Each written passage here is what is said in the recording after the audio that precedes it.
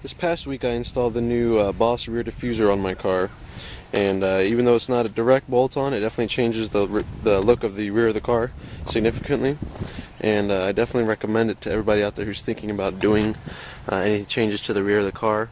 You can see that it is much more aggressive than the stock piece, and like I said, it completely changes the rear, and it basically is like the finishing touch for the rear, at least in my opinion. It's much more aggressive. It has the fins down there, and it's basically a diffuser there as opposed to just that painted panel across there. And like I said, I highly recommend it.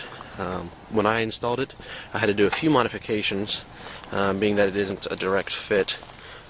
If you look under here, you can see on the left side, right above the exhaust tip there, I had to put a bolt in there to be able to hold it in place.